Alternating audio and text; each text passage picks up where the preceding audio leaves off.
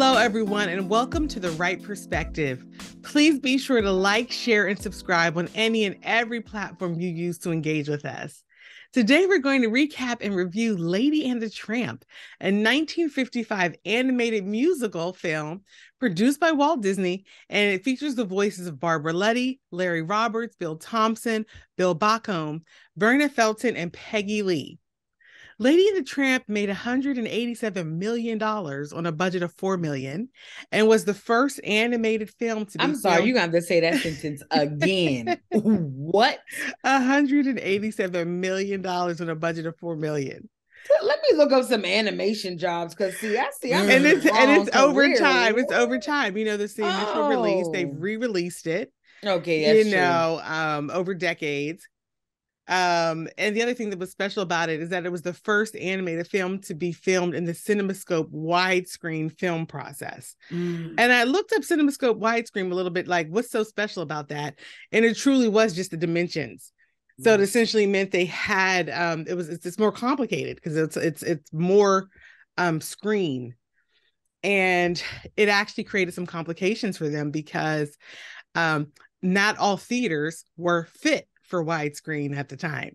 So they had done it in this one ratio, but they ended up having to release it in two ratios, in the other one and then in the widescreen, so that people could enjoy it, so it could be broadly released. And did y'all know that this movie was actually remade in 2019 as a live action film? What? I saw had no idea. I didn't know. I saw it come up when I was like looking at the movie, and I was like, I need to Google that. And it's a good thing I didn't know. I want to see the. I would have wanted us to watch it, y'all. The poster. And there's a Lady in the Tramp too, as well. And I was like, I'm absolutely not telling Janiyah this because we're not watching multiple versions. There's a Lady in the Tramp 2 made by Disney. Yes, really. But it probably came a long time too, though. Yeah, let me see. It was called Scamp. Oh, yes. A direct-to-video sequel called Lady and the Tramp 2, Scamp's Adventure, was released in February of 2001. Wow. But yeah, that came from Disney. And then, the live-action CGI hybrid remake premiered on November 12, 2019 as a launch title for Disney Plus streaming service. Now, what the reason I would have made the case to y'all for us to watch it, if I had known about it, Denied. I'm just telling you why I would have. Okay, I'm just letting you know what would have happened. You don't even know what my case is yet. Let me tell you the case. It might just be compelling. All right. Okay, be open to the case. I'm open. Okay, so guess who plays Lady? Who? Tessa Thompson. Exactly. See, now you're interested. I love Tessa Thompson. I know you do. Denied. That would have been my selling point. Denied. It would have denied. Well, all I know is there was an attempt here, to have some diversity in the casting. I don't know how if they retreated the story or what. Yvette Nicole Brown was in it, so anyway, I kind of want, I'm gonna watch it, to be honest, but anyway, I didn't know about it. Well, so that's interesting. Maybe watching it for leisure, because this also wasn't a long movie. It wasn't. It was really short. It was short. So now, did I still fall asleep on some parts? Okay, now you're getting into the review. Maybe. Well, for some, okay, these facts would be enough to make this movie a classic. But today, we will determine whether it is a classic from the right perspective. We'll do a recap, we'll discuss the movie, and then we'll take a vote using a voting symbol that we will pick especially for this discussion. But we got to start with intros. Take it away, bro. Hi, I'm Aubrey Wright. I'm the oldest. I'm Genia Wright. I'm the middle. Hello. I am Brittany Wright. And I am the youngest. She in the mood. And y'all, I did not spend a ton of time thinking about voting symbols, but one idea that comes to mind for me for potential voting symbol is the collar with the license on it. And the reason that one I think could be a good fit is because it symbolized different things for the two main characters. For the main character of Lady, she was proud of her collar and being licensed because it meant that she was legitimately a part of that family, that human family, and she was very proud of it.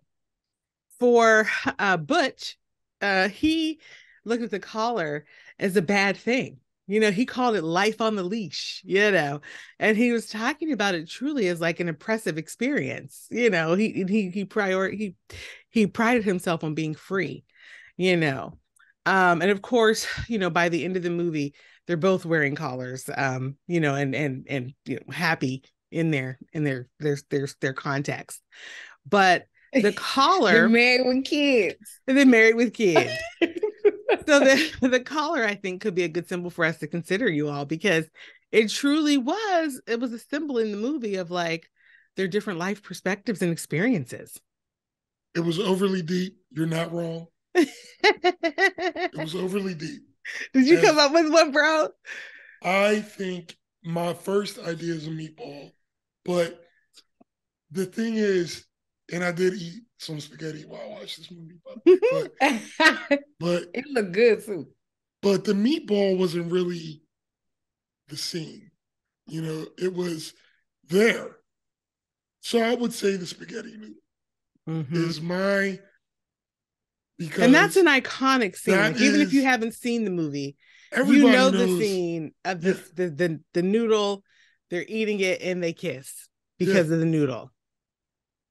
Yeah. So that's my vote. Yeah, it's a good one. Excellent. What you got, sis? Because like even I haven't watched this movie in a million years. But that part you always remember. Absolutely. I really, the only thing that I can think of right now in this very moment, because that's how long I've given myself, is I would a plate of spaghetti. Like, that's it. A plate of spaghetti and meatballs, because that's the signature scene, which is so funny that that's the signature scene that they chose. But I guess that's showing their connection and when they fell in love. But I think somebody had an idea for that scene and built a whole movie around it.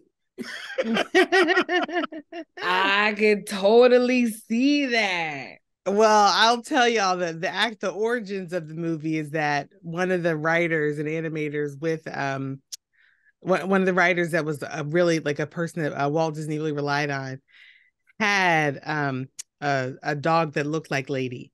And they had essentially conceptualized a series of stories around Lady, and none of them were working out. They weren't getting it. Like, Walt Disney was never quite satisfied with the characters that the stories that they were coming up with around this Lady dog. And it was over years. It was years and years and years of them trying to storyboard out something that would be compelling. And then in a newspaper, Walt Disney saw a short story on a dog that was a tramp. And so he then bought that rights to that story. And then they put the two characters together. And that's what ultimately created this story. The one scene that existed from their real life that became a scene in the movie, Walt Disney had actually gifted his wife a dog in a hat box. So that scene was one that was from real life that inspired a scene in the movie, from what I read. But it truly was like one of his go-to writers just had this dog that was beautiful and interesting to him, and it was Lady was the inspiration. There's a video on YouTube. It's an hour long. It's called It's as long as the movie, right? Basically, right? It is. And I was looking at like the making of Lady and the Tramp from 1955. Let me just get the name of it. I wouldn't recommend watching it. It was very boring. Listen, because it's like, it was very boring. Okay, it's called Lady's Pedigree: The Making of Lady and the Tramp. And it was really boring. And And the other thing about it was, I'll be honest, I was struck by, and I shouldn't have been struck by it. It was just so many white men. And it's just so interesting that what we think of as like the, any of these iconic fairy tales, iconic romance moments, they're creating the experience for women. they're telling, like, they've designed our dreams for us, and it's just a bunch of men, just a bunch of white men. So anyway, it was boring, but it was, what it was more worshipful of Walt Disney than anything else. It was more about his genius of being able to make sure that there was a story that was compelling and to advocate for use of, innovative technology. But if anybody wants more, a lot more background on this. Well, listen, you did not sell that documentary well. I would recommend. It's not a recommend. That's not a classic. It is not a classic from the Genia perspective. I went and brushed my teeth and let it keep playing. That's how boring. So that's what I have to say about that. But anyway, so which voting symbol are we going to go with? I don't have strong feelings. Britt, do you? I like the collar. Let's go with the collar. There we go. Okay. All right. So this movie needs to get a licensed caller. A licensed caller. Caller. It has to get 3 in order to be considered a classic from the Wright perspective. They think it's 0, 1, or 2. It will not be a classic. Okay. All right. So let's do a quick recap. Spoiler alert.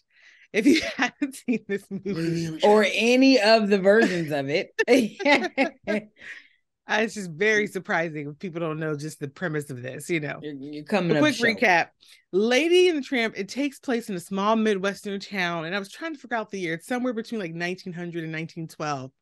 A Cocker Spaniel named Lady. She's been living a very charmed life with a couple of humans named Jim, Dear, and Darling, and they have always just adored her until recently. Things have started to shift because the couple has a baby and they start to put their primary attention there. They still give her some attention, but it's not exactly the same. And at some point, a few months after the baby is born, the couple goes out of town and leaves the baby and Lady in the care of their Aunt Sarah. It's just for just a few days. Aunt Sarah clearly does not like dogs, clearly. And actually has 2 Siamese cats that she brings along with her. And the cats are just complete troublemakers. They're terrible. They're terrible. And they mess up the house and they pin it on Lady, prompting Aunt Sarah to take Lady to a pet shop to get muzzled. Those little jerks. Lady gets away from Aunt Sarah and the pet shop worker, but not before they put a muzzle on her.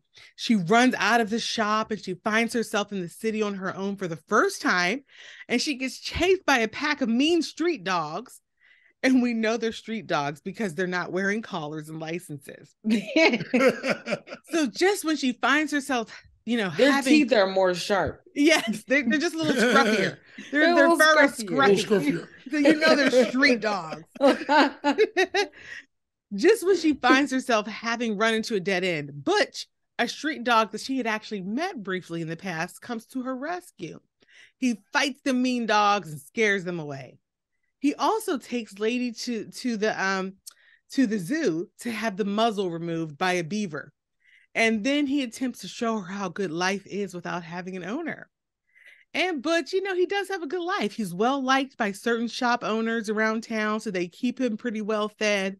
He takes Lady to an Italian restaurant where they are fed spaghetti with meatballs, and it's very romantic, and they kiss. And they spend an intimate night together. Unfortunately, the next morning, Lady gets caught by a dog catcher and taken to the pound. Eventually, Aunt Sarah does come to retrieve her, but while she's in the pound, Lady learns about Butch's reputation for being a bit of a player. Okay?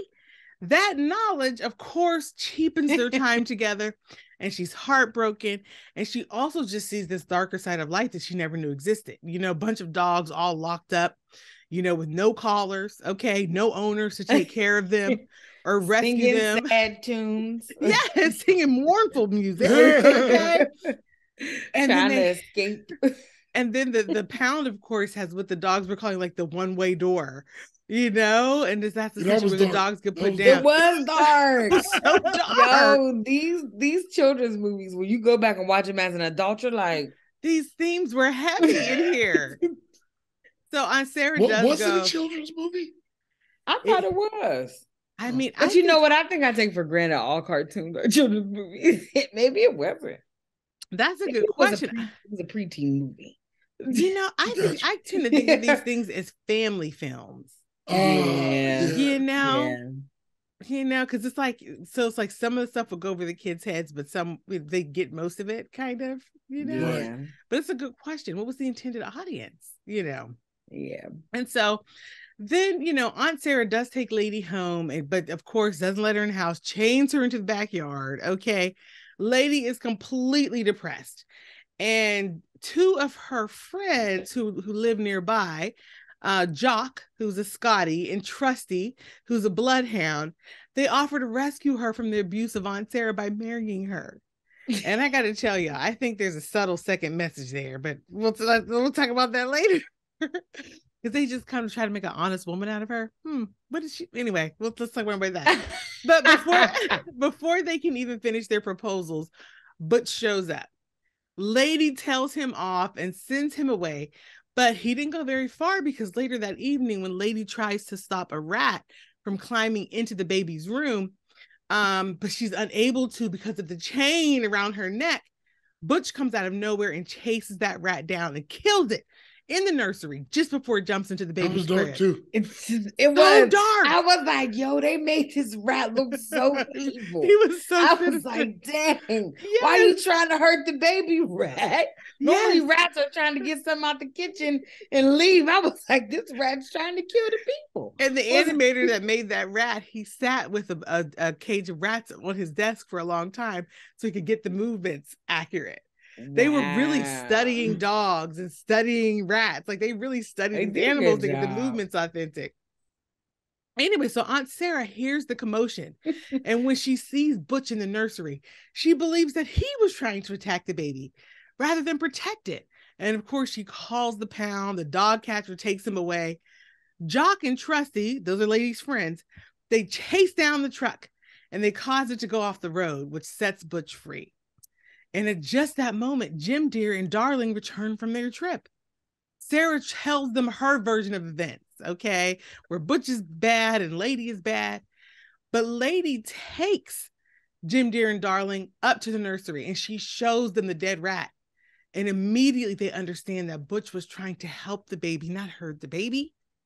Okay. Ultimately, Jim Dear and Darling, they do adopt Butch, meaning he let go of the street life that he loved so much for a life with Lady. They have a bunch of puppies and the humans take very good care of all of them. They make it very clear that they don't have to compete with the baby for attention, Jim Dear and Darling even got Aunt Sarah straight, clearly, because she sent them some dog biscuits in the mail. Okay. And they all lived happily ever after. The end. Well, listen, Butch may have got his collar, but their son, he's already about that life. He's already he was already getting into shenanigans. The little bit. He's probably the scamp that's featured in that sequel. Oh, probably because I was like, he is already. They keep putting him back in the box, and he just keeps jumping out. Yes, he keeps jumping out. Yeah. Well, y'all, we said it already. There's some dark themes in here.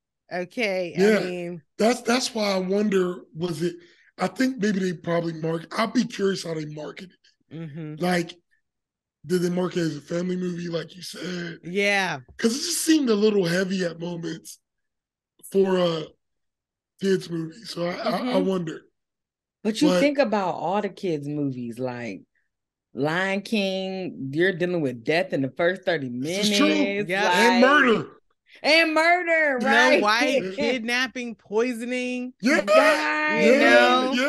Being orphaned and all of that. Little Mermaid, you seeing the whole ship crashing and just, it's like you're seeing some imagery in there. Like, it's a wonder kids aren't walking around like looking like what is his name? Eeyore.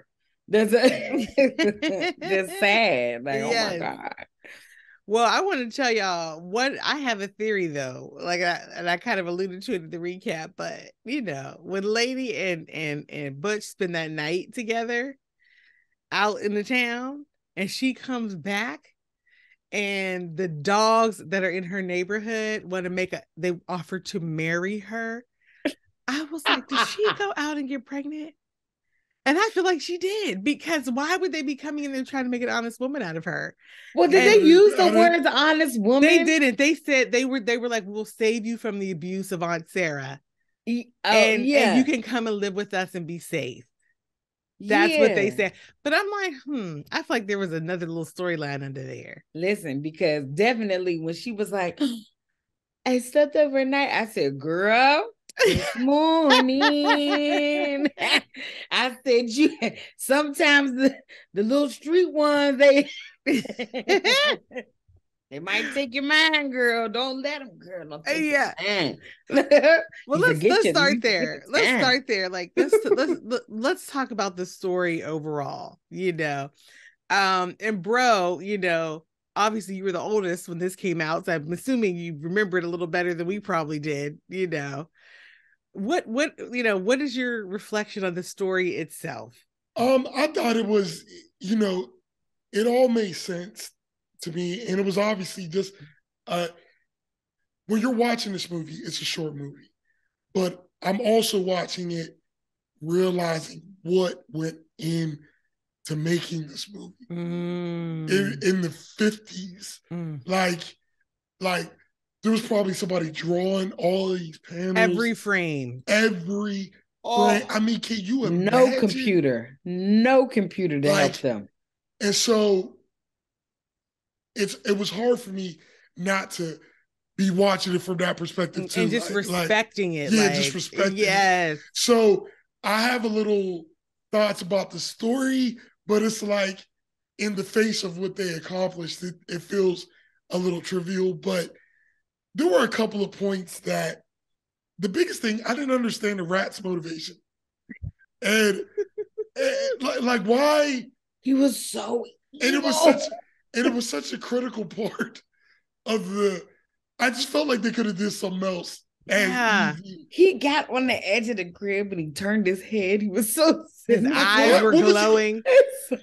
I'm like, what are you going to do with the baby? I didn't even know. Bite the baby? Do rats bite babies? Like, what are you doing? Just like when Lady was about to get attacked, like, what were y'all about to do? So like, what's happening? Like, and I'm just saying. Well, I thought they were going to take advantage of her. Me too. They made sure that it was 3, again, scruffy, no collar having. They were clearly male dogs. And I thought they were going to take advantage of her. And I'm scary. Saying for again, rape. Look, do you see these deep themes in here? That's what I'm saying. For this movie, I just felt like it would go way dark sometimes, unnecessarily. Yes. Like I just didn't know. I felt like there's something else you could have did. You could have got Lady in the same circumstance, but just made it clear what they were trying to do and have it. It could have been a couple of dogs like antagonizing her, like, oh, I see your collar and you think you're better than us, That would have actually been better, sis. I like that. Maybe she ate somebody's food or like something. Or she was just ill-equipped for street life. Like they could have just watched her failing at being on street life. Something. Yeah. And I understand because they were setting it up for Butch to rescue her. And it's like, I just felt like they shouldn't have left that so ominous. It felt, and maybe people weren't thinking that way. In the 50s, I don't know. How many bad guys do you need in a movie? That's the thing. It was like, Aunt Sarah was the bad guy, okay, and her little Siamese twin, cats, okay. And I was like, okay, those are the bad guys. But then there's now the uncollared dogs in the alley. Now it's the rat. I did have a moment of like, who are the bad guys here? I have a question about that though. So like with the Siamese cats, the Italian store owners, the little Hispanic dog, like the Chihuahua. Like the Chihuahua, like, do you all think that would have flown in a newer movie? I wonder how they handled it. I wonder how they handled it in the 2019 version. Of course not. Because I was just like, I was watching it like, I've always known this song, but now I'm like, oh, this was really problematic. Yes. I was like, and I don't why did he give her sister all them names? I said, this is not good. I said, why do we do this type of stuff? On IMDb, but even go ahead, bro. I'm just saying, I like because when you watch on Disney Plus is one of the ones that they give you the disclaimer. Okay, so you saw the disclaimer, because I was going to read a trivia about the disclaimer, because on the IMDb a trivia page, they said Cy and Am have been cited as Asian stereotypes because of their exaggerated accents, yellow fur, squinty eyes, and buck teeth or fangs in their case. The last feature, however, is much less prominent in the final than in the concept. So when they were they even watered it down before the final version. And they say the original film on Disney Plus carries a disclaimer warning of potentially offensive content. Wow. So, bro, you saw this disclaimer. I didn't watch it. Yeah, I saw it, and I was trying to remember. I'm like, man, this must be something in this. And I couldn't remember because I thought those cats were in a different movie for some reason. Bro, I said the same thing. Yeah, I felt like they were in I thought it was the cats were in An American Tale for some reason. I don't know why we haven't done that movie yet. I don't know. Let me put that. I'll add that to the content planner. But what I'm saying is, all together, like I felt conflicted, and in the sense of, here's the thing. When we were kids, that was one of our favorite parts of this movie. It was. I knew that song backwards and forwards. And look, here's the thing. We, as kids, were not being evil. Like, it was just, we didn't know. We didn't know. Like, it was better. Just, that's why we have to protect them. A catchy song is a catchy song if you don't really understand and the lyrics. Other thing is just that I just take it all with a grain of salt, because like I'm like, I'm watching this about 23 eyes, and like I'm like, yeah, that's wild, but I don't know if the person who was animating that was like, yeah, we're gonna get, like, I don't know, you know what I mean? But even if you aren't doing it with an evil intention, a biased viewpoint that ends up being, when you portray a stereotype, whether you have bad intentions in doing it or not, it's unfortunate. It's still a bad thing. It's still unfortunate. I just wonder, because that's the worst thing about the implicit bias. It's the people aren't doing it on purpose. They just actually think these things. They're not doing it maliciously, and that's what makes it so evil. And that's what makes why it perpetuates, because they don't mean ill. Yeah. I'll just tell you, the scene made me feel weird. That's all. Man, let me tell you, watching it now, I just felt a little weird. And I was just like, I knew it wasn't going to be long. And then I was also, in an instant, as soon as I saw the cats, I was like, oh, this is what they're talking about. Like, I know there's probably other stuff in this movie, but this is what they're talking about. I wasn't even expecting that scene, because I thought it was in another movie. I really did. But like, I was like, oh, this is the offensive content. Yeah. This is what.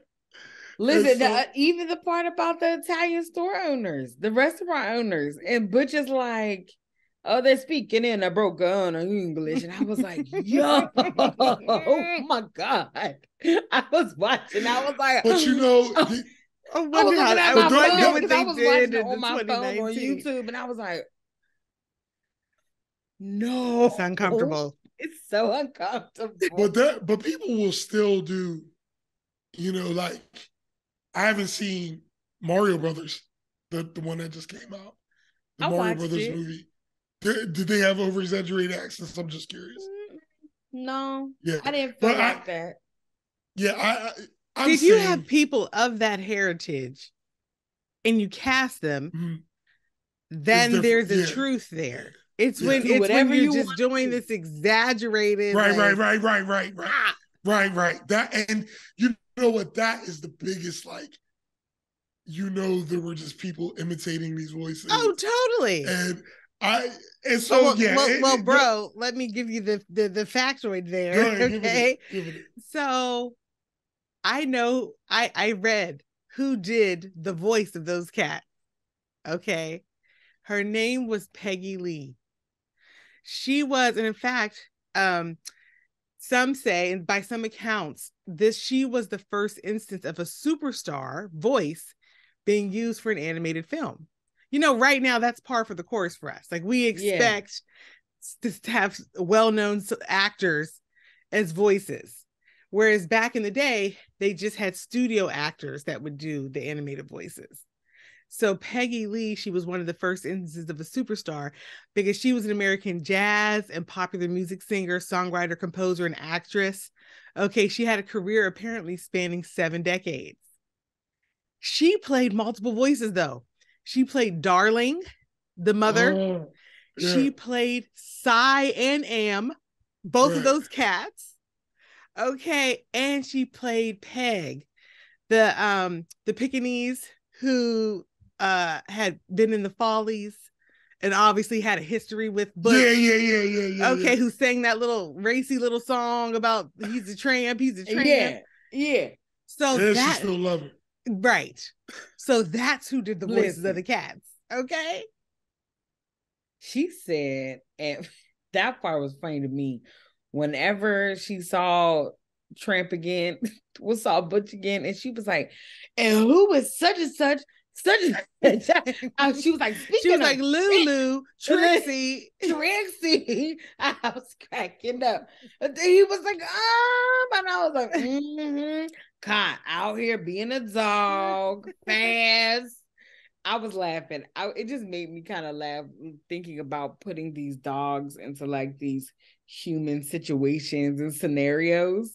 I thought it was really cute how she was calling him Jim Dear and her calling her Darling. And I'm like, oh, that's not their names, but that's what she hears all the time. So of course it's going to be Jim Dear and Darling. So I thought that was super cute. And so just seeing them, watching her go through the emotions of watching Lady go through the emotions of like, I see Jim Dear acting different and I see Darling acting different. And you as a person, right, as a human, you're like, oh, they're going to have a baby. And then for the dogs, though, they do have to transition and process. And so I think about watching different YouTube videos I've seen and different like TikToks and stuff like that, where you see the families bringing home the babies and like introducing them to the animal. And the pets are jealous. And the pets can be jealous. Yes. Some become extremely protective, as Lady was. Because when Butch has showed her this entire life, you can have all this, which he didn't do a real good job. Let's go chase chickens. She's like, what? She's like, I can't say that I have. I was like, girl, no, you haven't been chasing no chickens. And so it was just thinking about that. She was like, but I have to protect the baby. And so here she is now feeling this responsibility, towards the baby, where you do see these stories where animals are very intuitive and they have saved people's lives. Mm-hmm. You see, there's one video that came out maybe a year or so ago where there was a loose dog in the neighborhood, an uncollared dog in the neighborhood, scruffy, running towards a child, and the collared dog was ran up and started fighting the dog. Like he pushed the little boy down to protect him and to be in between him and the other dog.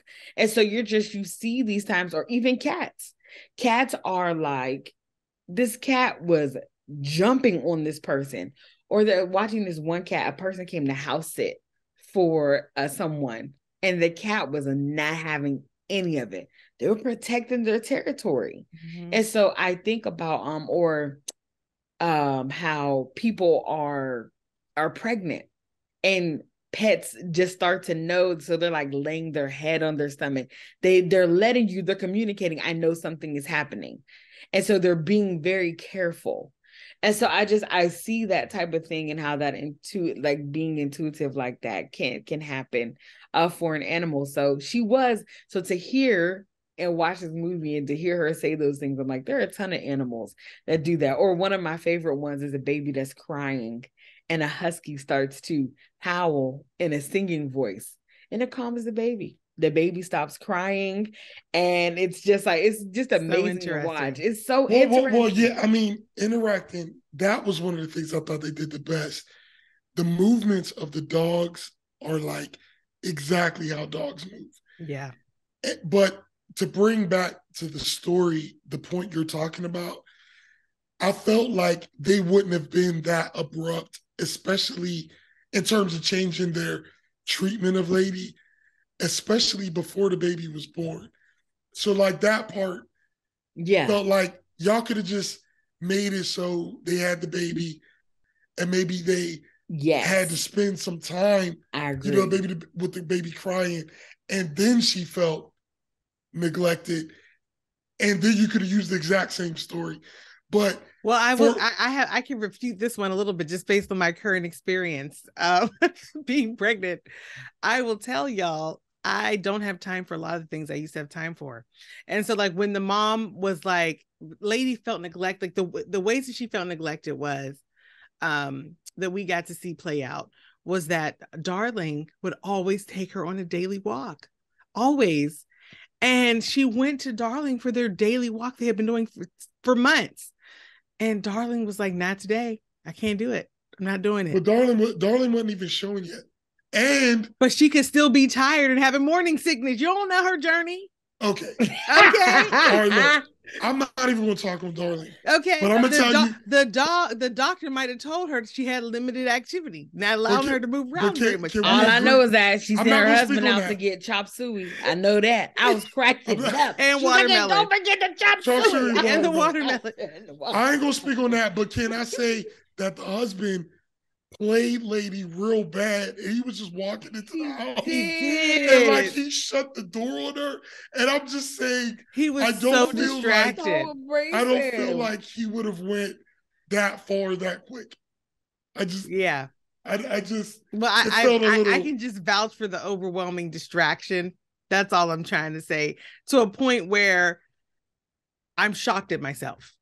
It's like because I'm the girlfriend that watched girlfriends go through this and be like, why are you like, ugh? Like it's like is that all you can think about now, girlfriend? You're pregnant and you can't grapple with anything else in life. And the answer is this: yes, true. That's exactly accurate. Listen, because babies take over before they're even out. It's just there's a mental. And I think about like, and again, I'm not a pet person, so maybe I shouldn't even say this, but I think about like, you have a pet that is an animal, and then you're trying to prepare for a baby, a person coming into your life. I could just see that pet getting deprioritized real fast, because it's just like, but again, I'm saying that as a person that's not a pet person. It was funny listening to Butch describe babies. He was like, they pull on you, and it's because then you see these videos. Butch has some trauma. You see these videos of children with pets and just how gentle they are.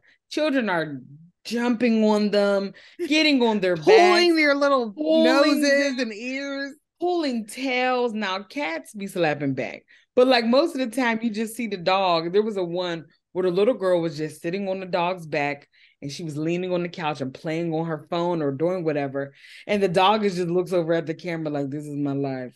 Like I've become a chair. Like there's nothing I can do about it. It's happening. And I'm okay with it, you know? And it's so I think about them talking about that and I was like, that's super cute. But I will tell you, and I wanted to ignore it so bad, but Jediah brought it up at the beginning and it was just this theme of even in a dog movie with dogs, of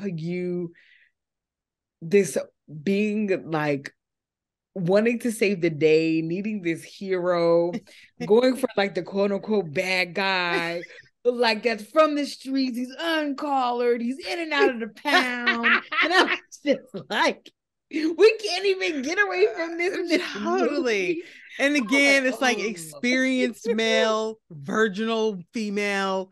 You know, it's like, let me show you the good life. Spaghetti and meatballs in the back of a Western. This is the free life. And she's like, no, thank you. I'm so wide-eyed and innocent and lacking in experience. You know, I couldn't possibly make it if you weren't here to help me. You know, it's like... And it's just so funny because it is not funny, but it is funny because I'm like, dang, like you a little kid watching this stuff. And as girls, you don't even get a chance. Like you just don't even get a chance. We started, there's so much of it. It's everywhere. It's everywhere. And when I was thinking about I was just laughing about that. I was like, dang. And what I was thinking about is the things that are in movies for children or television shows, they also become the toys that the kids have. Yeah. So it's just like whatever that message was in that movie or in that show, you're then now playing with it. So was there some little girl with a lady dog and a butch dog at home playing around with little butch dog saving the little lady dog all the time? Listen, but then it goes on the other ways as well. This also is a messaging like, I can get this butch dog and I can show him that this collar life is the best life. And he's going to come over him. Love can change him. Well, check it out. Totally change him. I haven't seen this 2019 version. But I'm sure they've overcorrected for all of that. So go ahead and... Because I'm sure... I don't know if they have, bro. I don't want to watch it. I'm quite sure I doubt they have. Lady doesn't need to be taught anything now. She probably met Butch. Like, I've been on the internet. I taught myself how to use the internet as a dog. And now I can teach you about the streets, Butch. And Butch is probably an idiot now, and he probably gets beat up at some point. So let me tell you something. I'm sure they fixed it all. The first thing I thought to myself was, I said, if Butch has a black voice, I'm not watching this movie. I'm not watching the new one. Don't you make him do that. Well, he did that 2019. I can assure you, all of the themes that bother you have been scrubbed out of the 2019. No, and it's not. And that's the thing, though. I want to be very clear. It's not even that they bother me. It just makes me laugh. Like, it's just this weird thing that it's happened. It's just the facts of it at this point, you know? Right. And then the other side of it is there's an overcorrecting of it trying to happen now in certain spaces where it's like, okay, now we're doing too much. Can we just have a balance to teach people, like, if this works for you, that's great. If it doesn't, that's great. Like you're able to just at least have an opportunity to choose on your own and it not be chosen for you. And so in twofold, both of those were like this really, even just right down to Jim and Darling, like, you are watching someone being taken care of. She wasn't leaving out to go to work and all these different things. And this was pre-children. And so these are just certain themes that are happening in this community for these individuals. And so if you are seeing that, where if you're like a child growing up in a situation where both of your parents are working in the home, these themes and these things, they look a little different, or they just look more like romantic and, oh, this is the right life. This is the perfect life. And it's like, yeah, I totally agree. That are, being imbalance that's happening. And so I just, yeah. So anyway, the story that set of relationships in and of itself is not problematic. It's problematic when all of the stories show that same kind of relationship. Yeah. That's where it becomes bad, where it's like, okay, this is the only recipe that gets celebrated. Yeah. This is when we're in trouble. This is where, and even right down to everyone even listening to the conversations, all the women were celebrating as we only saw their feet in the bottom of their dresses. You heard all the women funny. Celebrating it. Oh my goodness, baby, congratulations. They were all excited and happy at the baby shower. And all the men were like, basically like, your life is over. Like, I was just like, dang, this is really they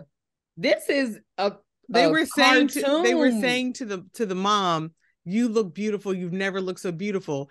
And they said to the man, you've never looked so horrible. Yeah. You look worse than you've ever looked. You look terrible. And I was just like, this is something where it's like this is kind of the gotcha moment of like, yes, women, you're supposed to get married, have babies. You're supposed to trap this man, make him into this collared individual, and have children with him. Meanwhile, him and all his friends are in a room saying, you look terrible and I'm unhappy, the ball and chain. And it's like, dang, these things were happening in like cartoons. And so it set us all up for the okie doke, no matter what side we're on, to not have joyful relationships. And so I think when I see people I appreciate these parts of social media, right? YouTube, TikTok, Instagram, they're showing you diverse relationships, and these diverse relationships and how they're operating and how they work, and how this may work for one and that may not work for that other one. And so I appreciate the narratives that are trying to be pushed out now. So yeah, that's really just what I want to say. But yeah, the movie. And since there was something you talked about a little while ago about and Aubrey, I think you were celebrating it as well. How great a job they did of making the movie from a dog's perspective. Like for the humans, we didn't see their faces very often. We were seeing their legs, and then again, as Brittany was saying, we don't even know the characters' real names. We just know what the dogs heard them calling each other, and now those are the names we use. And so they did a great job with that. With the only time where I personally felt like, oh God, y'all ruined it. You went away from like the truthful, relationship between dog and human, was when Butch went to the Italian restaurant, and the owners of the restaurant created a date for him and the lady and the dog. I just felt like, I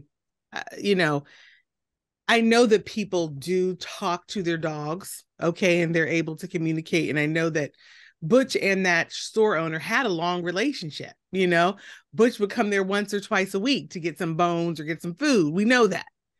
But this time the owner of the restaurant literally was like having little conversation with Butch about, his past girlfriends. He says, okay, Butch, this one's a keeper. Yeah. I've seen these others. Forget about these others. This one's a keeper. That was funny. And then I was like, this is a real conversation. And one of the cooks like, yeah, oh, we love Butch. Let's give him some bones. And the main owner's like, don't give them bones. Give them spaghetti. This is a date. I'm gonna just let you know, I, in my recent life, have been spending a considerable amount of time around pet people. Uh-huh. And that scene rings very true for me. Okay. Because I'm telling you, I needed to hear that, bro. Like especially if this dude likes this dog, like I'm telling you, people will do stuff exactly like that. Okay. And like for me, I'm a little in the middle. It's like I get it, but it's like that dog just likes you because you have a treat in your pocket. You know that, right? Like, you know that. You know, I'm in between. But I'm just saying, but also I'll tell you that they're little mammals. And there you go. They can get you. Like they, you know, can look at you in a certain way that connects with you. Or sure. you know, and you start doing things that you otherwise wouldn't have done. And I'm just saying, Butch has been coming around for years. I can absolutely see him doing that. Okay. You know, like, because even if you talk to a vet, I needed to hear you say that. Even that if you was talk to a vet, I thought that was a departure, but okay. No, because even if you talk to a vet, especially new dog owners, they end up at the vet a lot from their dogs eating human food, because when you're eating, the dog will just come up to you and it'll just have this look like, I just have a bite. And it's like, no, because definitely when they were eating the noodles, I was like, they're going to get worms. They can't eat this food. They can't eat this food. They were giving Lady coffee and donuts when they were eating Did you see that? Donuts. I was like, wait, she's not supposed to be eating coffee and donuts. I was laughing like, wait. But bro, you're so right, because our cousins own a dog. Her name is Nala. And I'm over there maybe once a week now or twice a week as we exercise together. And so it's Keisha, Art and Keisha. They have a dog, Nala. And so it's funny because when we're exercising, Nala is like around us.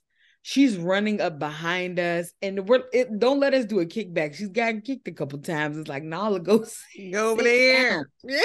So like the other day, and I kid you not, I was like, Nala, what are you doing? We were on the floor trying to do exercises. She's trying to jump up on me. I'm like, this is not playtime. I'm trying to sweat.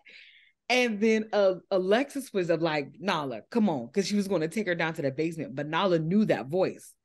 If I tell you, Nala scooted up to me and just was like, as if to say, save me from going down to the basement. Don't let it happen. Don't let it happen.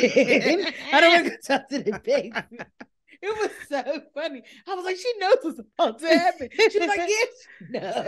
It was so funny because even one time, who was it? Corey had a dog, and I don't know if he still has one anymore. But I remember going over there, and the dog was running around doing something. And all I know is that Corey was about to get him because he wasn't supposed to be doing what he was doing. And the dog ran between my legs, as if to say, save me. Like, it's so like animals are funny. Like, they make me laugh at them because I'm like, you're like a mischievous kid. You know you're not supposed to be doing what you're doing, but as soon as you get caught, you're like, are you sure? It's so like the point is that all of those interactions felt real. They felt truthful. Okay, but it was just and that's why. It was like there were a couple of things that I feel like if they tweaked it, the whole story would have just, like you said, now understanding the mentality of Darling, for example, it makes more sense. Mm-hmm. But I feel like just from a storytelling perspective, it would have made sense to everybody if they would have waited for the baby to be born. Yeah. Because then, like, unless I know the inner dialogue of what Darling is going through, I'm not going to really, I'm like, yo, you don't even look pregnant yet. Go walk the, like, that's how I'm thinking. Yes. Like, it just doesn't feel like you should be ignoring the dog that much. But if they had the baby already there, you'd be like, well, I mean, if you got to choose between your dog and the baby, yes. you know, what are you going to choose? You know what I'm saying? Wow. So, oh my gosh. I have to have a moment of pause and shock right now that our discussion has actually revealed something interesting about, like, the fact that we're decoding parts of this movie for each other. You all decoding the pet pieces. Yeah. Like, this is shocking. Honestly, I was like, what are we even going to talk about on this podcast? Because I was just like, I didn't even know what we were talking about. Right perspective. Here's the thing about this movie. What I really thought about was watching this right now. There, obviously, anybody who goes watch this movie in 2023, there are 100 things in this movie that can spin off into some conversations if you want to.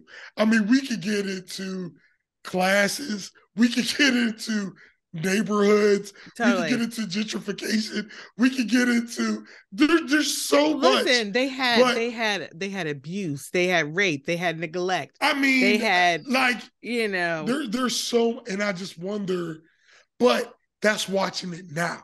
Right. But I wonder at the time, I feel like they were just making a movie about a dog, and they were, you know, like I really feel like different dogs, different personalities. Well, like, for example, when we're looking at, we had a discussion point, you know, you all were talking about, like, okay, you know, the women were in this room acting like this, and the men were in this room acting like this. And now it's a discussion point. But I think at the time, that's just what happened. So they were just displaying what happens in the house in these circumstances. And but bro, let's interrogate that, because it's like, what does come first, the chicken or the egg? Because if you haven't been through the situation yet, and then someone keeps telling you that this is what happens in that situation, and then you find yourself in that situation, you perpetuate what you think happens in that situation. Well, you know, I mean, so I'm talking about there's something to, like, this, just what you were saying about just portraying what is the truth of the time. That is, I mean, no, the thing that perpetuates. Listen, I'm saying truth. What you're talking about is in and of itself a conversation that could come from this movie. All I'm saying is, and I don't know this, but I feel like the people who were writing this movie were like, all right, look, let's make a simple story, because all of our work is going to be going in to drawing each thing individually, you know, so like, let's not get complicated. Let's just make a simple, you know, story about what we see. You know, guys, whatever they do this and they say this, and they're like, and then women say this, and I don't know, but I'm just saying, I feel like I was watching something that wasn't complicated at the time, but now can legit, you know, man, it be complicated. A lot of conversation. And there was actually mixed reviews for it at the time. So, and I'll pick two here that are names we know. So Time magazine wrote, Walt Disney has for so long parlayed gooey sentiment and stark horror into profitable cartoons that most moviegoers are apt to be more surprised than disappointed to discover that the combination somehow does not work this time. That's an example of one that was not in favor. And then Variety, we all know that magazine. Yeah, they deemed the film a delight for juvenile, a delight for the juveniles and a joy for adults. So they're just these examples of, like, so interesting. People weren't aligned on it being well done at the time, right? And they were actually using Disney's own standard as the reason they didn't think it was the story was great. Right, because I'm gonna tell you, even when I was a kid, there were a couple points in the movie that I remembered. And I remembered, of course, the cats singing. I remember Spaghetti singing. But I also, when Butch came out of fighting the rat and his leg was hurt, I remember even as a kid, that bothered me. I'm like, what did that rat do to Butch so bad? He bit him. It was an evil rat with red glowy eyes that is sinister in the rain. but the point I'm trying to make is as a kid, that took me out of the experience of the movie, because it's like, why is he so hurt? Like, what happened behind that curtain? Well, they were jumping on things and knocking things over. Well, it could have been one of the falls. It could have been a fall or uncollared dogs. He beat them off and he didn't limp away at all. Yeah. Now this one little rat. It could have been the vase. The vase fell on them. you know, the crib tipped over. Let's discuss how this baby was okay. I was like, and also if Butch was in his 40s, he could have just stood up wrong. Because I know sometimes I'll just stand up like, oh, my hip. oh, my knee. Oh my God. It could have been unrelated to the incident itself. It was just him backing away from the corner and he stubbed his toe. I slept funny. Now my neck is off for the next 4 days. But what was the first review you read? That one is Time. From Time. Okay. I'm saying I would probably fall a little on the Time side of this, because I'm saying if they were implying that those 3 dogs was about to take advantage of Lady, that is a pretty sharp. Yo. Because what else was y'all talking? What are they gonna do? Eat her? No, they aren't kidding. She had a muzzle on her. She wasn't gonna be able to scream. Well, if that's what's happening, I'm saying that was a pretty sharp turd in toe. Oh, that's scary. Like if we're skipping from that's trauma. These dogs need counseling. Yes. Where's the therapist dog? The possible assault. Like, good gracious. Yes. Even it's messed up after all she's been through. Then you got these 2 old dogs. One can't smell. The other one, what are you doing? They're like, well, she's just gonna pick one of us. What? Y'all don't. I'm telling you. And the rat had to die. You know, like it wasn't like they could have caught the rat in some kind of, situation. And I thought the bloodhound had died under that wheel.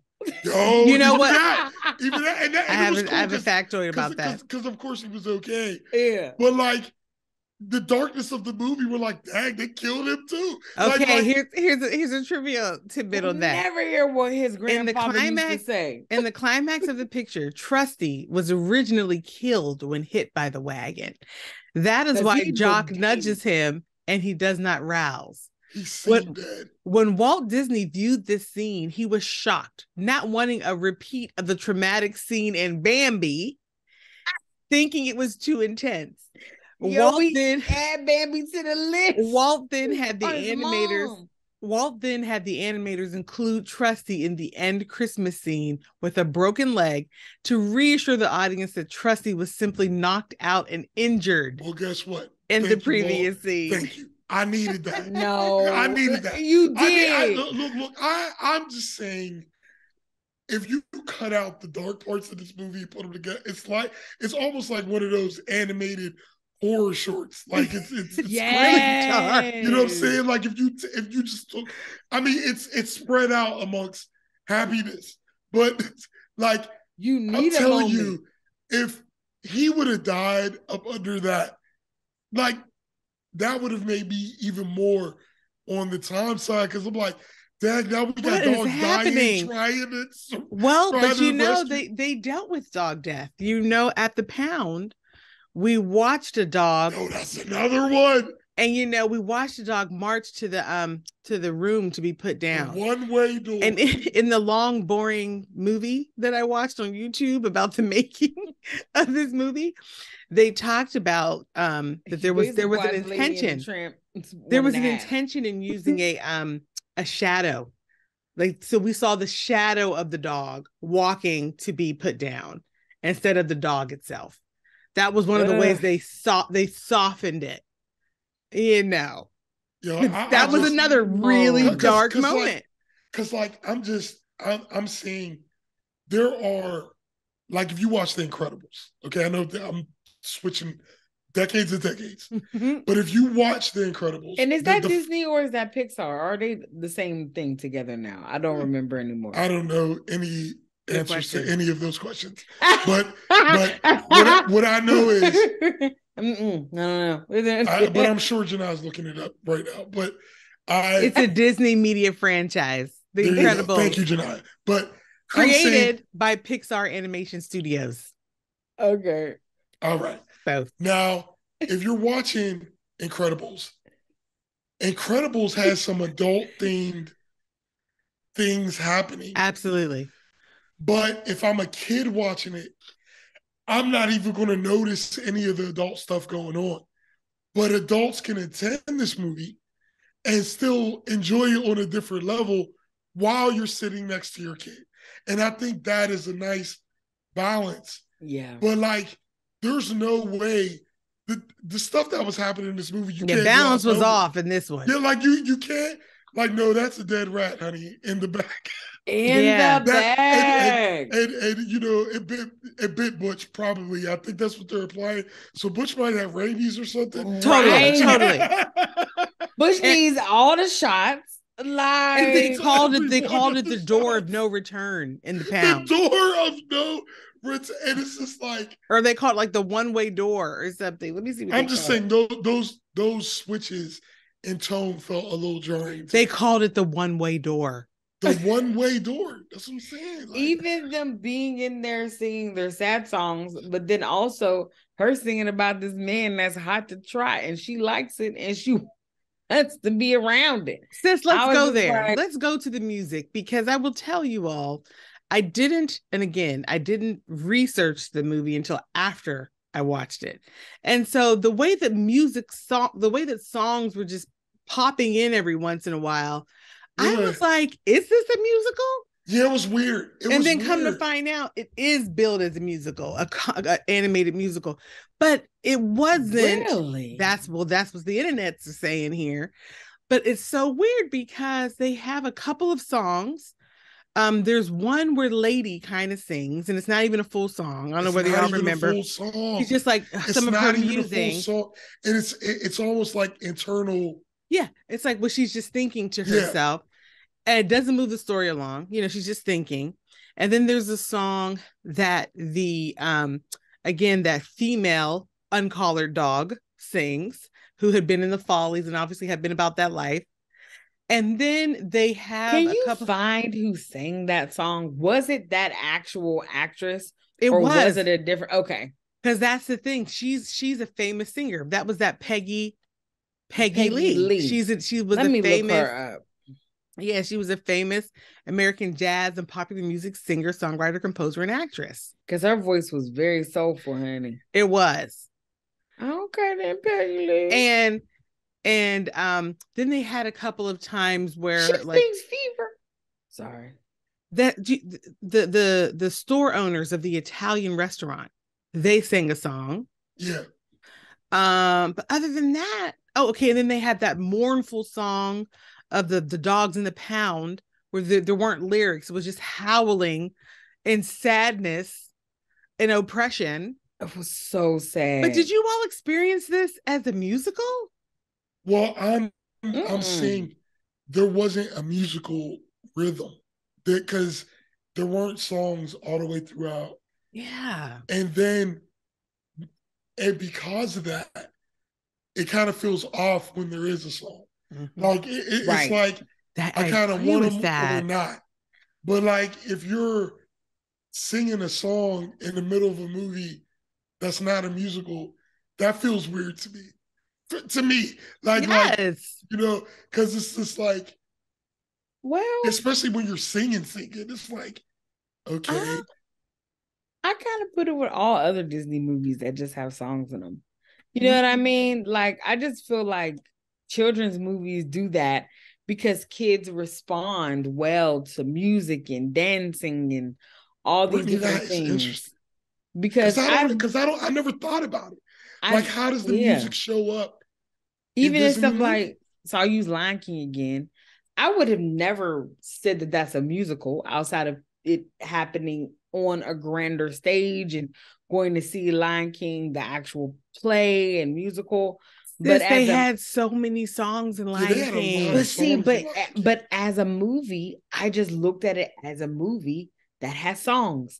I never have, because always what my brain is doing with musicals is I'm like, you know, I'm seeing the Jets. I'm seeing Little Abner. I'm seeing these the Seven Brothers and Seven Brothers. Like, I'm thinking that when I think musical. When I see children's movies, I'm thinking this is a movie that has music because it's fun for kids. It helps kids have their attention. It has their focus, you know, when there's lots of music in the background and there's so much going on the screen, and it helps to keep the children helps to keep their attention. So I just never thought about them as musicals. But now that y'all say that, maybe so. Yeah, I mean, because if we just keep using Lion King as an example, I mean, the songs helped us understand the characters. It moved the story along. They were integral to the movie in every possible way. Whereas in this movie, to Aubrey's point, when people started singing, I was like, what are they doing?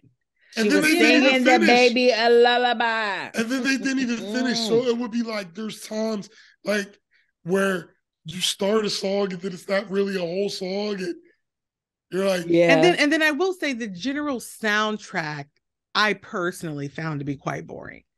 I like the main title, Bella Notte, that they just kept singing over and over again, throughout.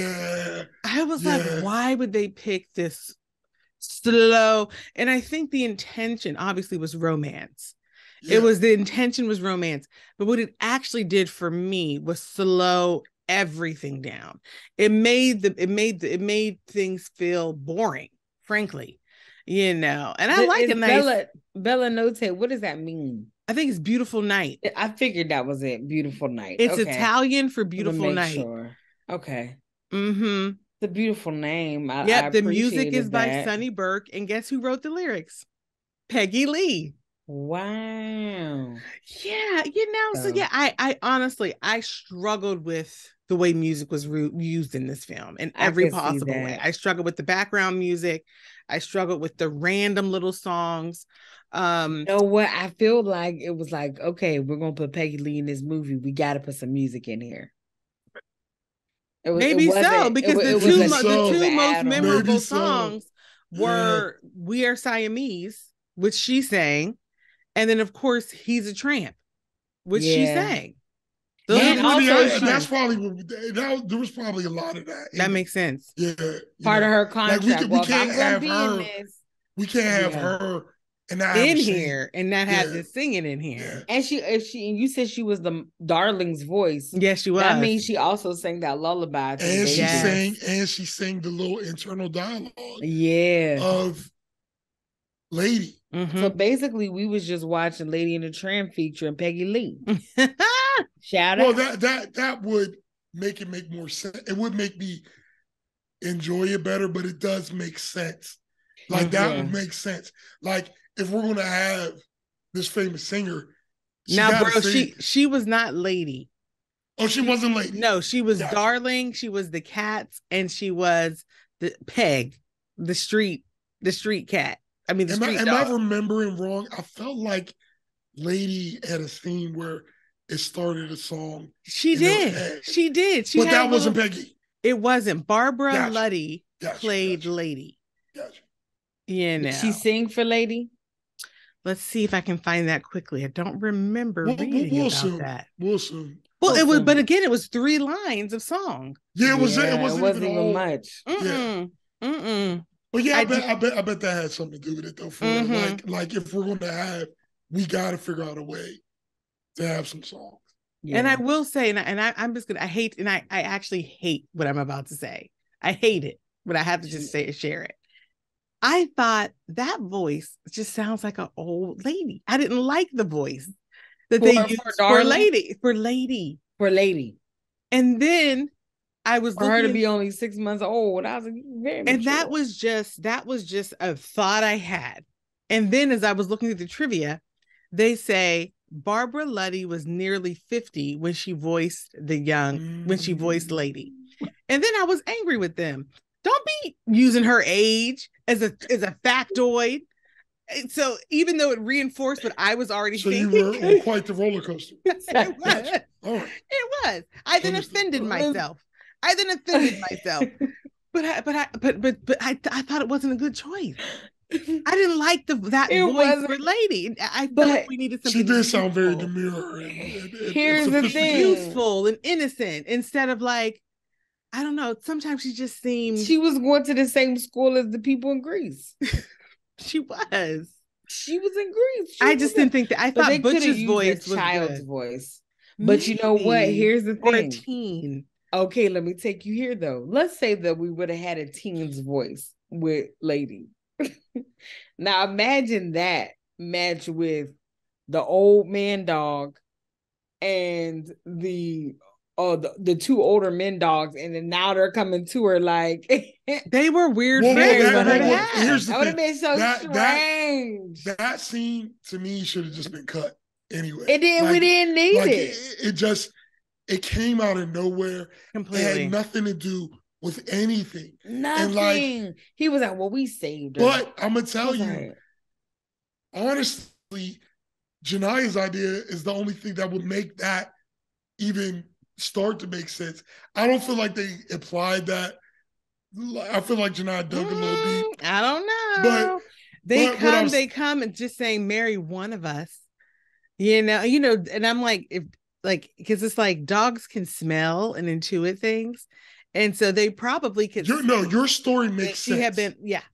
I'm just saying, I don't think they implied that. Okay. But your story 100% makes sense. But as far as the rest of the plot of the movie, at the cookout? What'd you say? How would they explain that at the cookout? Well, first of all, how children don't look like you. First of all, and I'm ashamed to say, my first thought was, you can't just walk up in the house with the neighbor's dog and think she's just going to stay at your house. Like, how does this even work logistically? You would be telling the other neighbors, your dog is at our house. Like, I don't know what's happening here. Mm-hmm. Come get her. The only way that I could see an owner giving their dog to somebody else is if that dog did get pregnant by another dog, and then those dogs were becoming a family. You are not exactly the opposite of a pet person, but I'm gonna put you, like, if there's a spectrum, they would never give away their dog. Never. At this point, it's a wedding that happens, and it's like, oh, you going to see your baby daddy? Like, that's okay. At this point, they would never give the dog away. Okay. Your dog got my dog pregnant. Well, obviously they need to be together. They're a couple dogs now. They're a couple. No. They're in a union. No? All right. No. Well, I tried. They're in a union. I don't want no pet. Don't get a dog. Okay. No pet. Yeah, when people say things like fur babies, I'm like, babies? You're not about to get me canceled on these words. No, I'm just explaining. I'm owning it's a perspective that is unfamiliar to me and distant, but I am not. I'm not judging. I'm not disrespecting it. I'm just saying it's outside of my experience. But what you all, the podcast land, needs to know: we did not grow up with pets. Our parents grew up with pets, but us, like, they did not purchase pets in the house. Mm-mm. Now, we've always been around pets. We were pet adjacent. We were pet adjacent. Well said. Our Uncle Larry and Aunt Lori, they have had, let's see how many cats you got. They had Angel, dogs, cats, Morpheus. Rabbits. They had rabbits. Back in the day, Aaliyah, Bojas, and Satchmo. Our grandmother, one of our grandmothers had a dog. Yeah. So wasn't Satchmo at Granny's house? No. Satchmo was Uncle Larry's. That was Uncle Larry. Oh, that was Uncle Larry's. Who was that? Yeah, it was also my first experience with employment. Walking a dog? I got paid to walk Satchmo. Yes. Okay. I got paid to walk. So we were pet adjacent, but even now in my adult life, I'm not even really pet adjacent right now, to be honest with you. I'm not in circulation with pets. I see them in the park. I am pet adjacent currently. And it's the point where I've even watched a dog for extended periods of time. And I know this has nothing to do with the movie. We'll figure out a way to tie it back. But I'm saying I think I'm with pets where I am with parenting. I think I can handle watching a child or pet for like a week and understanding why somebody would want to do this, but realizing it's not me. Like, that is where I'm at. Sure. It's like I get it. I get why. But then I'm like, I got to walk you every morning. like every morning, every afternoon, Either that or you're gonna pay the price. But you know little what? poo-poo in the house. It's like if you love something, you do what it takes. And that's for every kind of relationship, including pets. It's like if you love it, you're gonna do what it takes to be. I would. And if I had, if I decided to have a dog, I would. Mm-hmm. But what I'm saying is when I watch a dog and I release that dog, I'm very happy at that moment. I don't feel a thing.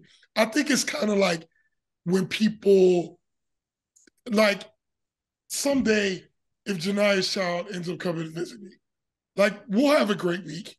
But when that kid is gone, I'm gonna be so happy. But it doesn't take away from the happiness and the love that I had while I was in the week. But it's just at the end of the week, I'm like, yeah, so we're at Delta, and I'm loading them up. Yeah, I'm watching them right here. See you in 3 hours. See you in 3 hours. Well, with animals, I have passed at one time, and it was. What did you have? I pet sat Larry and Kia's dog. I thought you had a pet. No. Okay. Let me tell you about pets, Jania. I wanted a turtle. I was so excited about getting a turtle. I was like, yeah, just want me a little turtle. It's gonna be so cute. Her and my co-worker Keisha, both of them. Turtles stink. I was like, wait, I don't know about Keisha, but I didn't say it in that tone. I was a loving sister that wanted to make sure you had all the information that you were making. She was like, turtles stink.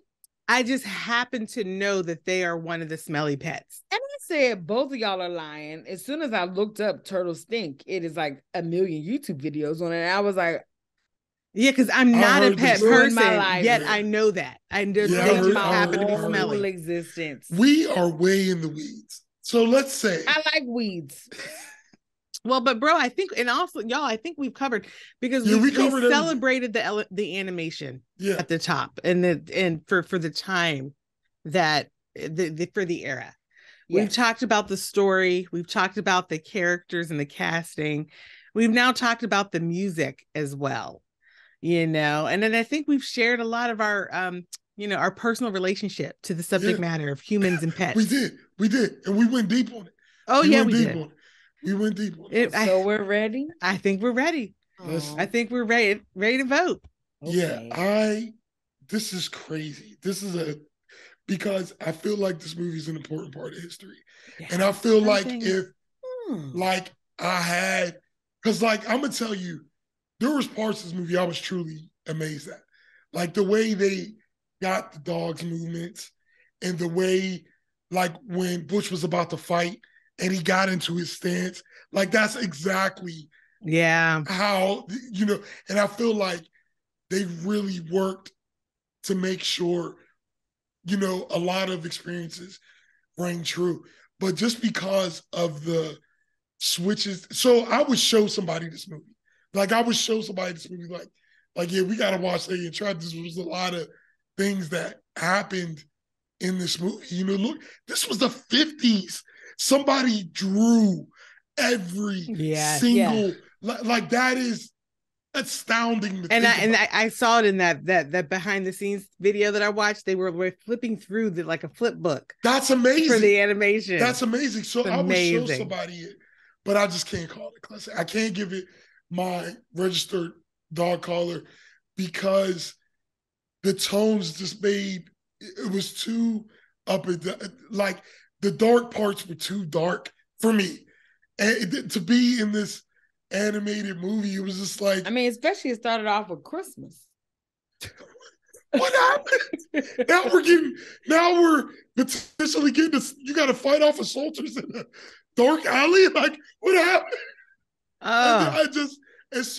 And I can even hear somebody, like some sophisticated writer explaining it.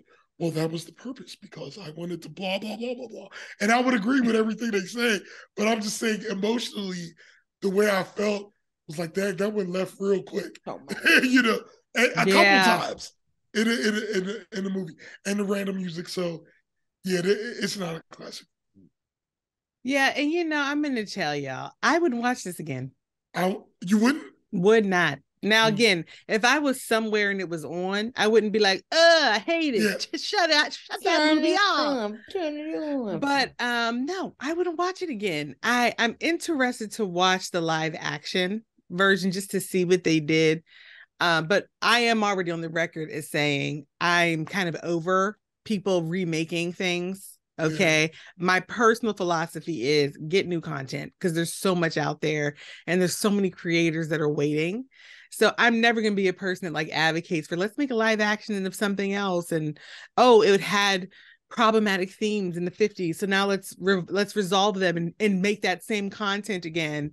I will always say, let us move forward. Let us find new content that agrees with our values today. Can I put one caveat in there? Mm-hmm. Because I feel 100% like you, with the exception of, like, there was a movie back in the day called The Last Starfighter, where this guy was playing a video game, but it was really aliens who put these video games on different worlds to see who would be good about, flying these star fighter ships.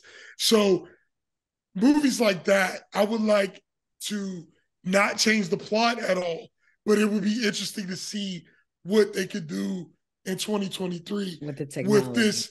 Yeah. With this 1980s. I get what you're saying. So I would like to see that. I get what you're saying. But outside of that, I agree with everything you're saying. Yeah, no, I appreciate that exception, bro. I really do. Because one we always talked about was the never-ending story. And Janaya, that is a beautiful example. How would they be able to do it today? Imagine if they had they had puppets and buckets of mud before. And it looked good for the time. Like, we're not. But what would they do? That giant long dog. But y'all could only go like this. Y'all saw Lord of the Rings. It almost looked like the Chuck E. Cheese.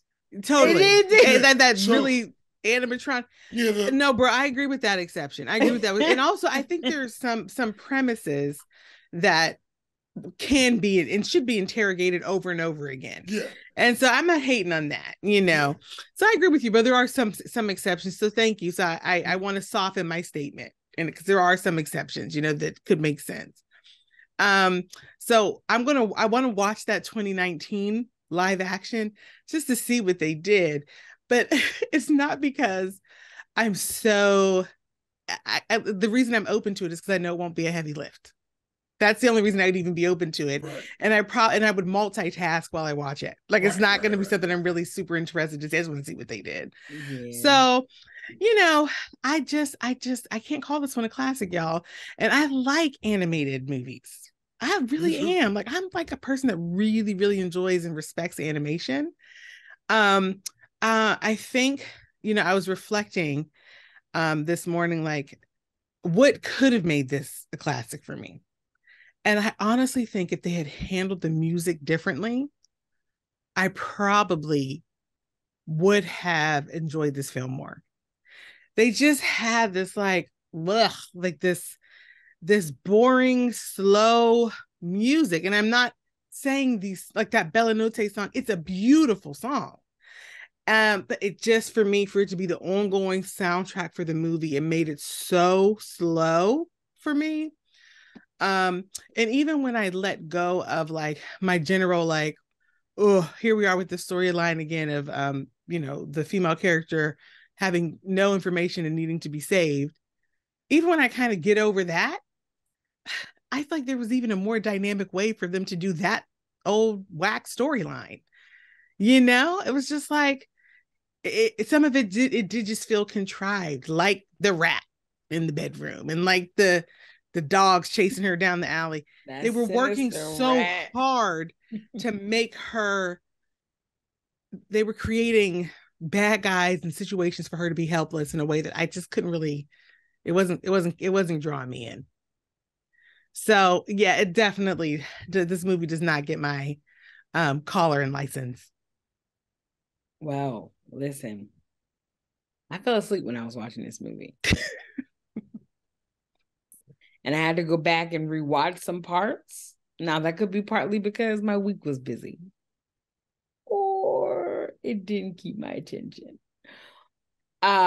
This movie does not get my collar and license, or license collar.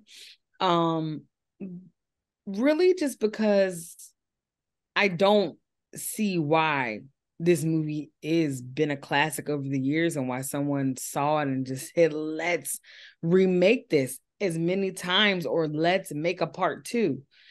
I can normally see something like that when I'm like, oh, I wonder what would happen after this, or oh, I can see a spinoff of this.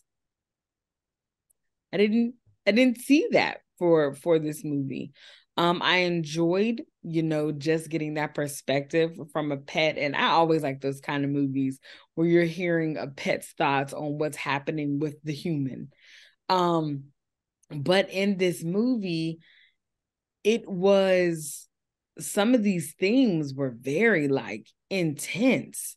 And I was just like, I don't know. I don't know what's happening here. So, and I'm also just paying attention to what makes something such a classic sometimes. And I don't see why this would be a classic other than maybe the fact that, as Janai has stated, this was, they did it in the different type of frame. To Aubrey's point, yes, to Aubrey's point of, I was excited to watch it knowing that someone drew these. Yeah. Like, it wasn't like how, now, which it doesn't lessen what people are doing now, but a lot of it is on computers because you still have to be skilled, right? Hard. To get all of that stuff going. Hard, But to know that someone had to take time to make this, I said, oh man, I'm enjoying this old school feel of watching this, And so I appreciated those things. But outside of that, there were just some things that weren't making like just all the sense the way that I would have wanted it. And so, and my hope, it is rare. And I hope that going forward for people, we're inclusive of individuals. And I know people have gotten much better, but it's always better when you allow people to tell their narrative and that be the end of it. And if you're going to bring in other narratives, to be sensitive and do it properly. And so I feel like even in 1950, there were some things that's like, y'all, okay. The fact that you had to scale it back from what the cats were looking like at first. There was someone in 1950 conscious that was saying, this might be a little over the line. Don't do that, so yeah. But with all that being said, this movie was not considered I can't remember the last time all three of us downvoted. Wow, that's a good question. We should go back and keep up with that. I will say there are columns in the tracker for someone to be tracking what lands as a classic and what doesn't, and how many votes these things get. But I have not been filling it in since season 1, honestly. Because Aubrey and I both don't know where the tracker is. You know where the tracker? Nobody knows where it's at. You keep talking about this tracker. You have the tracker in the share folder? Of course, everything's in the folder. What folder? No one knows. I could do that though. That would be great. I because we only got one more episode. One more for this season, yeah. Yeah, so and we can bro, you got to go back all 3 seasons. Yeah, no, well, season 1, I think I did. I didn't. I could do because you're just going to the end of the videos. That's it. It's the very end. I could do and we can just really be committed to for season 4 doing it in real time because that period of editing, it's very easy to just even right now, like right at the end of the episode, I could just pop it in the tracker. You know what I mean? So for season 4, we'll be on top of it. Okay, good idea. I'm gonna do it right now. Does it take 2 seconds? I'll commit to filling the rest during the summer break. Wonderful. Well, we got to talk to the producers, and I'm going to continue to do my current role. Nothing. Okay. Well, I'll tell you what. I'll tell you what, Brittany. That's okay. Because me and Janaya were talking about what our ideas for season 40. And we want for seasons 41 and 42. Mm-hmm. So we'll send you an email with that, and you can. And where will I be? You can still do exactly what you model and the thing. The Wright Perspective. That's what you do. I'm who the people come to see. Are we serious? Do you see It's this? an important role. Do you see these nails, honey? Get into it. You see these locks? People are like, oh my God, what is she wearing today? What is that? Is that Donna Karen? What is it? All right, listen, I'm bringing this thing It's back. not. I'm bringing this thing back on track. Do it, bro. I'm bringing this thing. Wrap it up. Janiyah, concluding statement. Concluding statement. Lady in the Tramp. Lady in the Tramp from 1955 is not a classic from the Wright Perspective, but we respect the animation. Yes. And we respect this movie's placement in the arc of Disney and of animated movies in general. Beautiful. That's it. Well said. Well said. Oh gosh, love you, bro and sis. I gotta say, I did not expect a robust conversation with it. I didn't know what we were going to talk about. But guess what? There's always a perspective. There's always a right perspective. Oh gosh. All right. Talk to y'all later. Love you. I love you. Thanks for tuning in, everybody.